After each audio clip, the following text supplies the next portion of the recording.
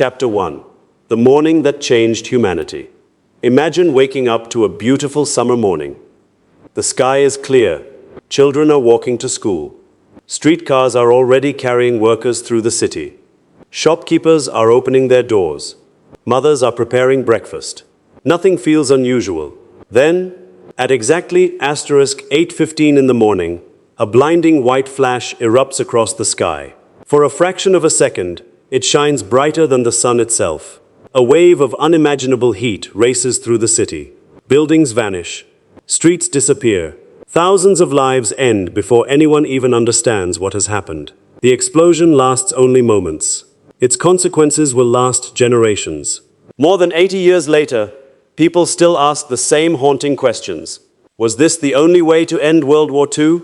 Could it have been avoided? What really happened inside Hiroshima on that ordinary Monday morning? And perhaps the most difficult question of all, what did the people on the ground experience during those first terrifying seconds? The answers are more shocking and more human than most people realize. Because Hiroshima isn't just the story of a bomb. It's the story of ordinary people whose lives were forever divided into two moments, before the flash and after it. Chapter 2. A World Consumed by War. To understand Hiroshima, we have to travel back several years. By the early 1940s, the world was trapped inside the deadliest conflict in human history. World War II stretched across continents and oceans. Entire cities had already been destroyed by conventional bombing. Millions of soldiers and civilians had lost their lives.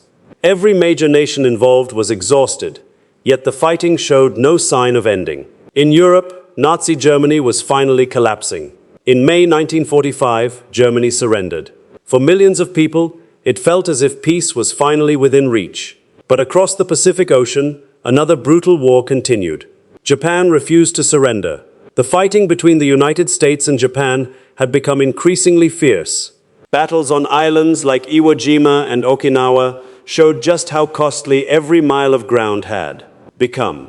American forces suffered enormous casualties. Japanese soldiers often fought to the very end, even when defeat seemed certain. Military planners feared something even worse. If Allied forces invaded Japan's main islands, they believed casualties could reach into the hundreds of thousands, or even higher, on both sides.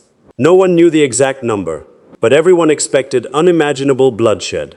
Meanwhile, Japanese cities faced constant air raids. Food shortages grew worse. Families struggled simply to survive another day. Despite the destruction, Japan's government had not yet agreed to unconditional surrender. The war seemed trapped in a deadly cycle. Then, behind locked doors and surrounded by extraordinary secrecy, a project unlike anything in history was nearing completion. A project so powerful that even many of the people working on it didn't relegate what it would become. Its code name was the Manhattan Project, and once it succeeded, the world would never be the same again. Chapter 3. The Secret Race Against Time. Years earlier, some of the world's greatest scientists had reached a terrifying conclusion. If the energy hidden inside an atom could be released, it could create a weapon unlike anything humanity had ever seen. At first, it sounded almost impossible. But as the war intensified, fear began driving scientific discovery. American leaders worried that Nazi Germany might develop an atomic bomb first.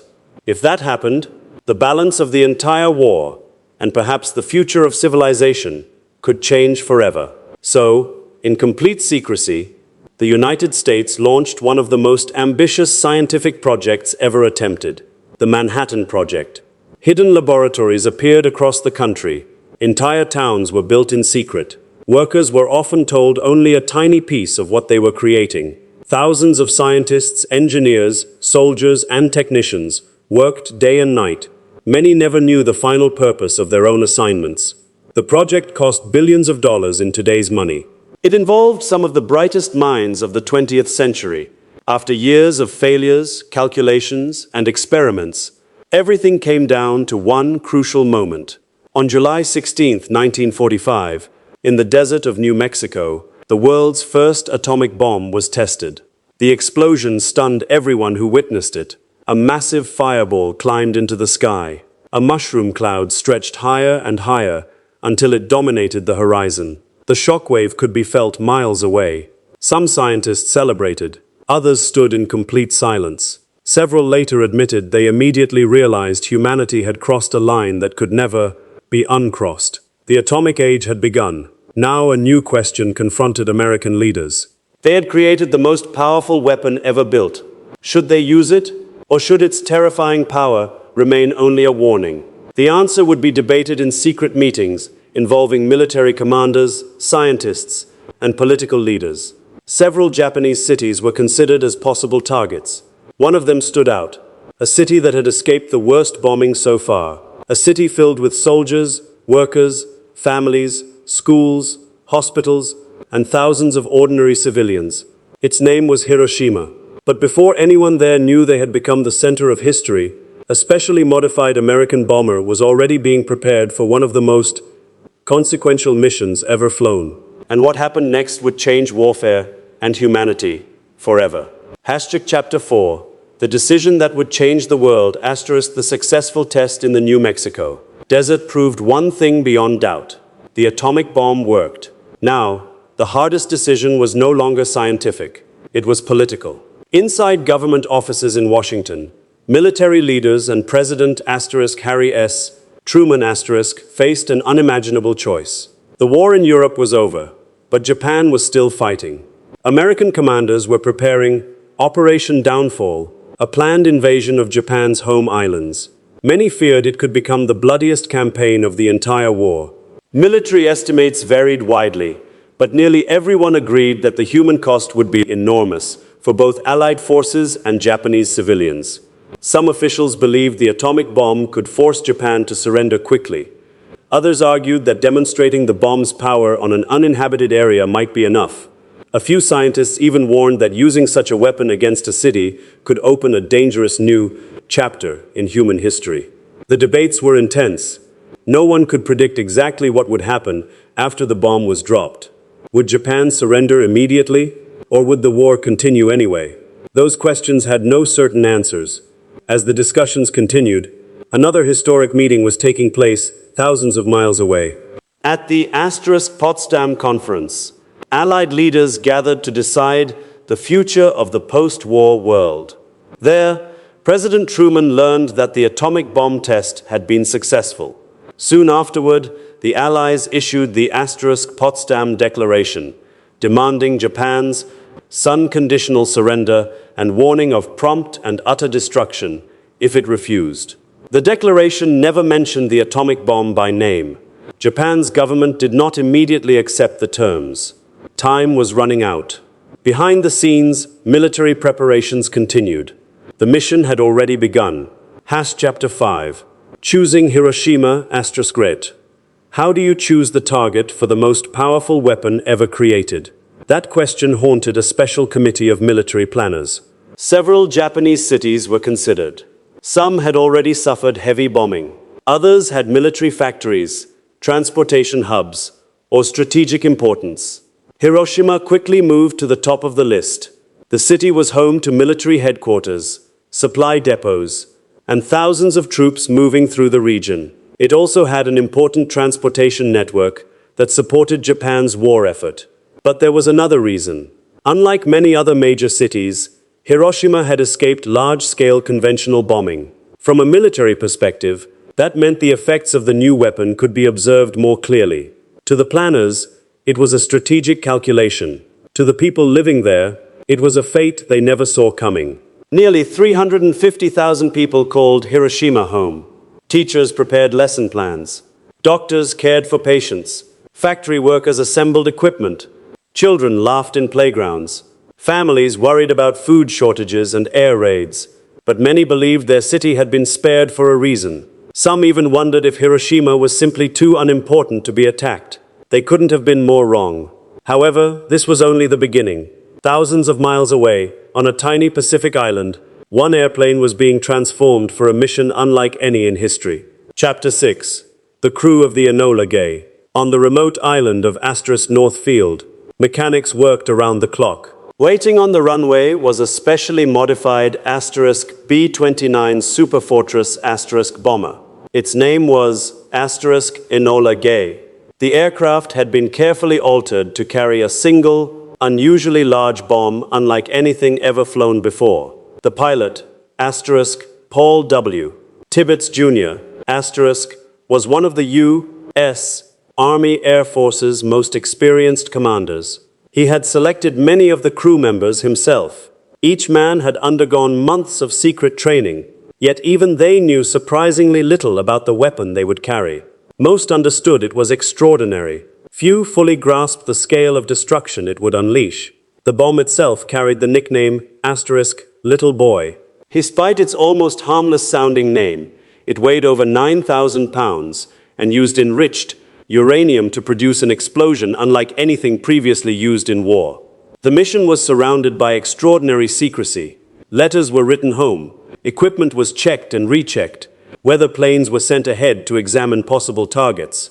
Every detail mattered. If cloud cover was too heavy, the mission might have to move to another city. The fate of entire communities depended on the weather. Nobody on the ground in Hiroshima had any idea that their lives might soon hinge on something as ordinary as a clear summer sky. Chapter 7, August 6, 1945, Just after midnight on August 6, 1945, the Enola Gay rolled slowly down the runway. Its engines roared into the darkness. Then it lifted into the night sky. 2 additional aircraft followed the mission. One carried scientific instruments.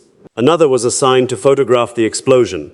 Hours passed as the bombers crossed the Pacific. Below them, the people of Hiroshima were beginning a new day. The morning looked peaceful. The weather was almost perfect. Children put on their school uniforms. Workers headed toward factories.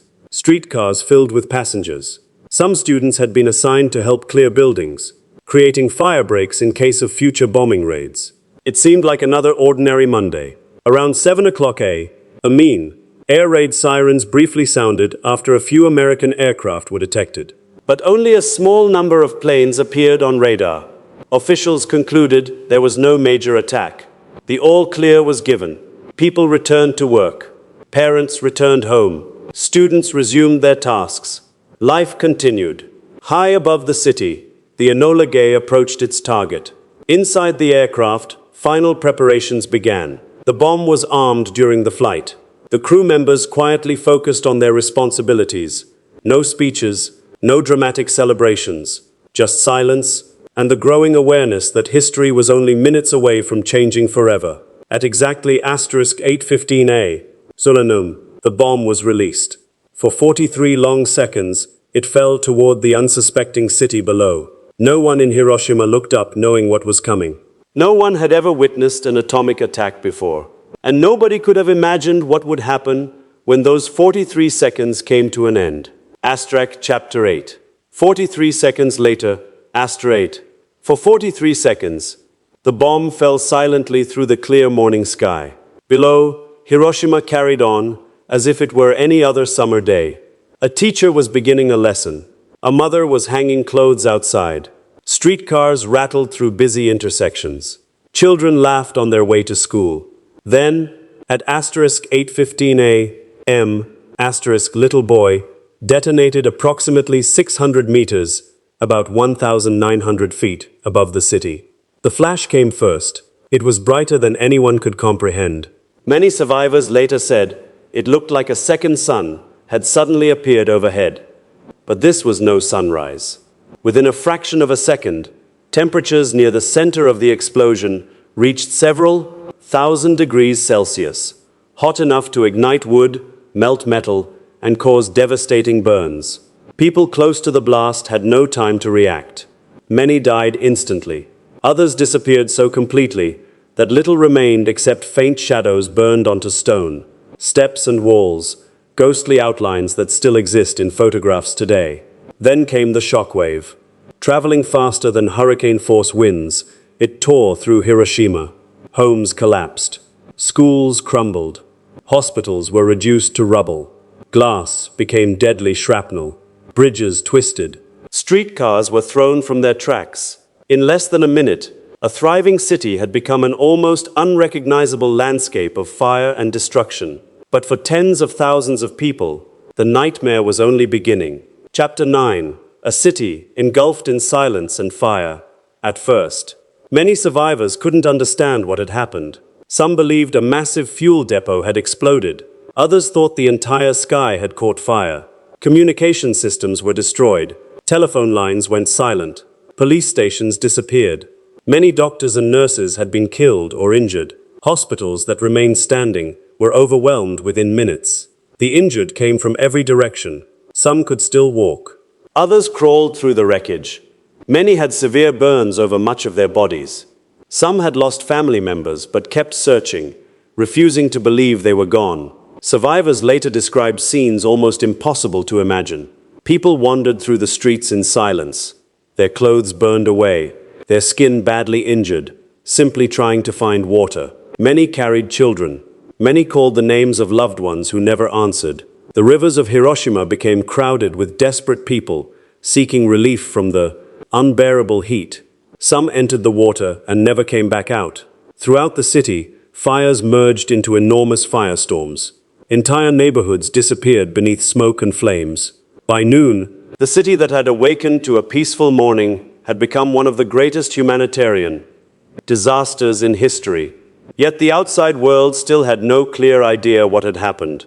Even Japanese military officials struggled to understand why an entire city had suddenly stopped responding.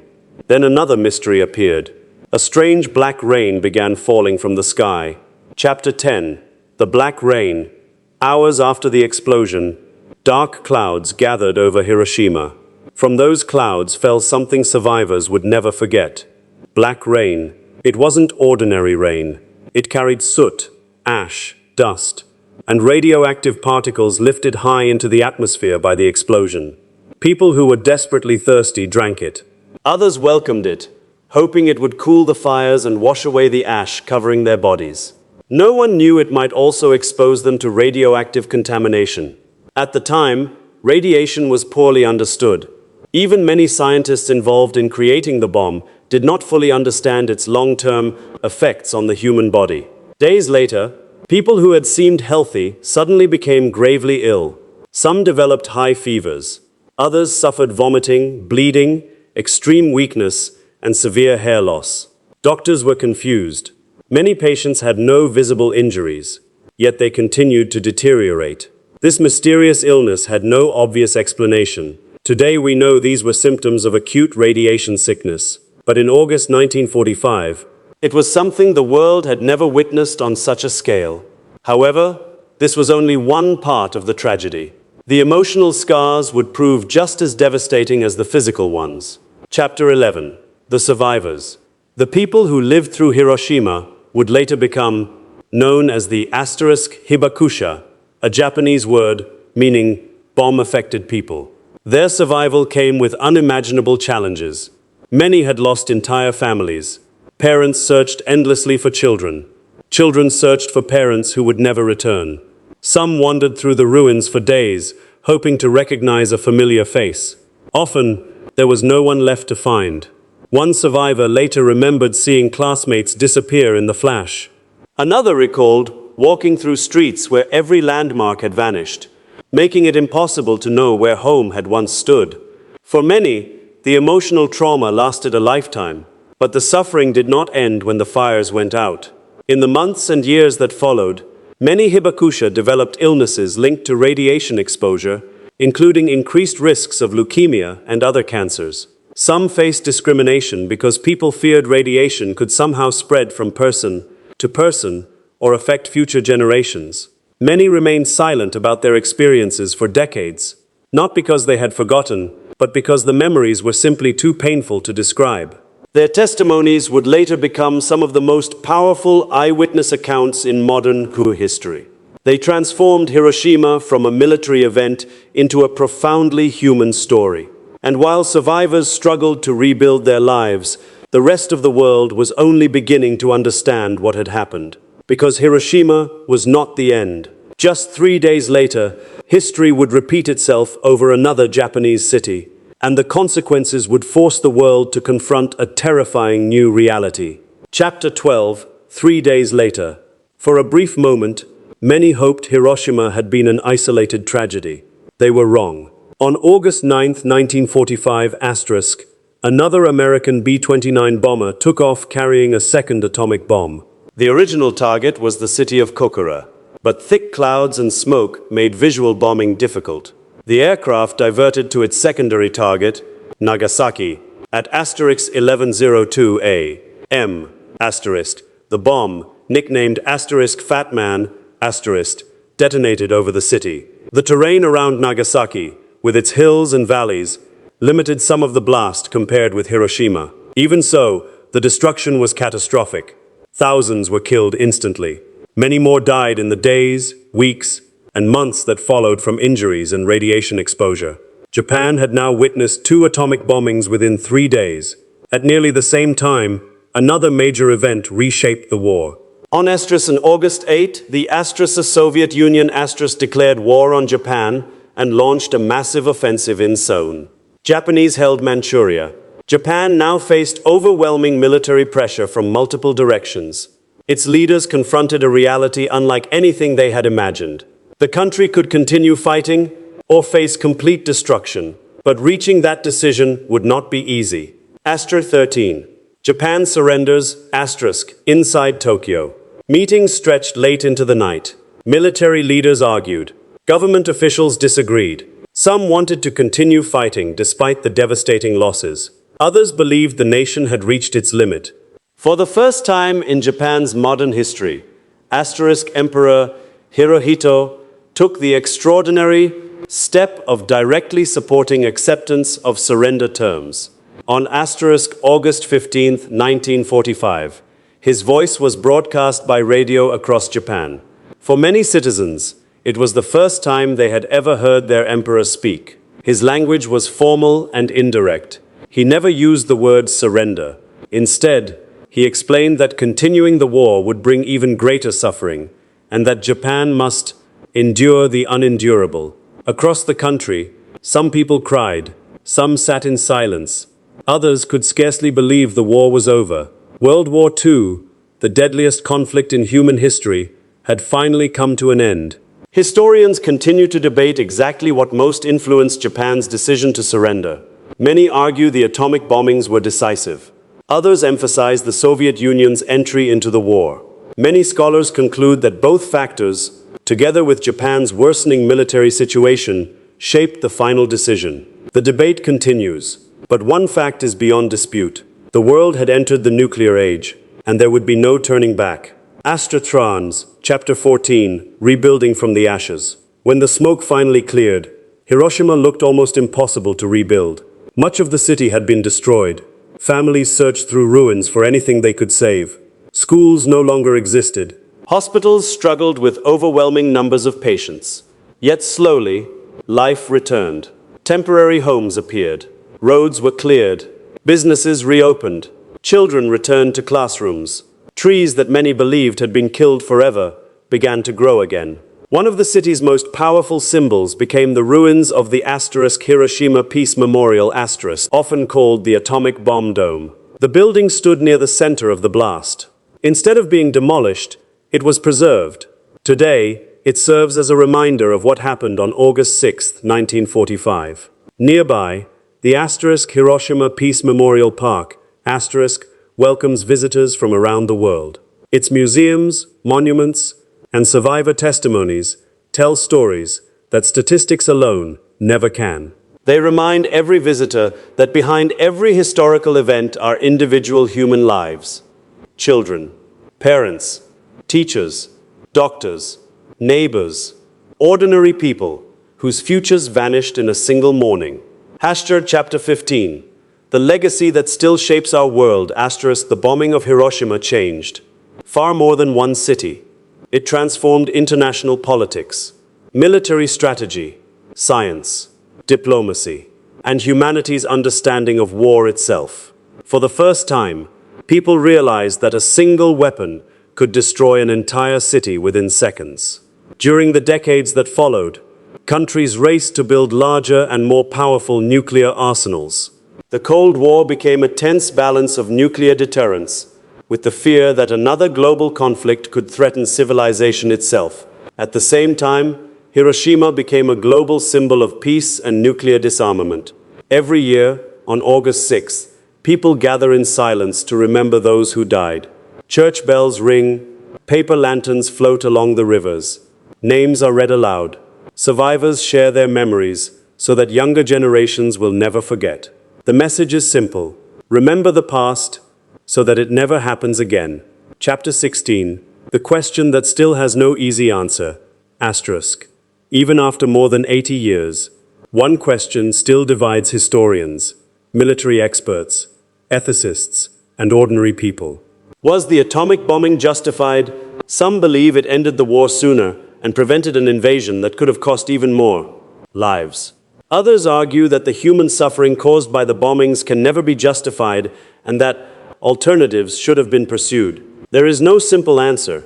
History rarely offers one. What Hiroshima teaches us is not only about military decisions, it teaches us about the consequences of those decisions. It reminds us that behind every strategy, every order, every weapon, are real human beings.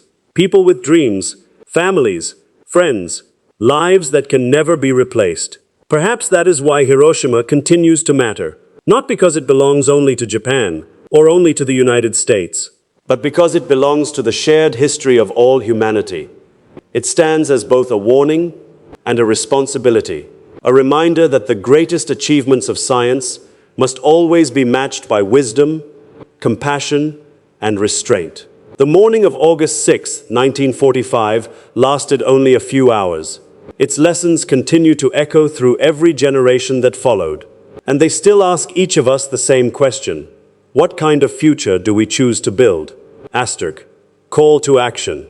If this story moved you, take a moment to reflect on the lives behind the history, not just the dates and the decisions, but the people whose world changed forever in a single flash. If you enjoyed this documentary, don't forget to like and turn on notifications so you never miss another journey into history. And in the comments below, tell us, which historical event or mystery should Echoes of History uncover next? Until next time, history never truly disappears. It continues to echo through the choices we make today.